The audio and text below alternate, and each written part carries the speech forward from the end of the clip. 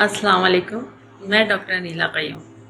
پاکستان صاف پانی نہ ہونے کی وجہ سے تیسرے نمبر پر آتا ہے۔ ریسرچ سے ثابت ہوا ہے دنیا بھر میں 2 بلین سے زیادہ لوگ صاف پانی سے محروم ہیں، اور پانی صاف نہ ہونے کی وجہ سے ہماری خواتین اسپیشلی بچے ہائیجینک کا شکار ہو جاتے ہیں، جس کی وجہ سے ہمیں خود ہی کچھ ایسے اقدامات کرنے پڑیں گے جس سے پانی کی بچت بھی ہو اور پانی صاف بھی ہو۔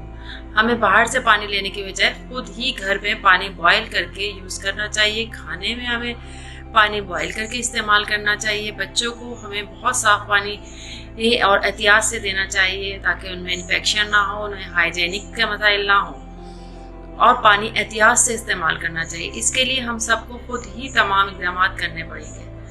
اپنے ہر فرد کو انفرادی طور پر احتیاط کرنا پڑے گی۔ گھروں میں خواتین پانی کے معاملے میں جتنا ہو سکے احتیاط کریں، تبھی ایک صحت مند انسان، صحت مند بچے، صحت مند خواتین بنیں گی، اور جب خواتین صحت مند ہوں گی تو پاکستان صحت مند ہوگا۔ شکریہ۔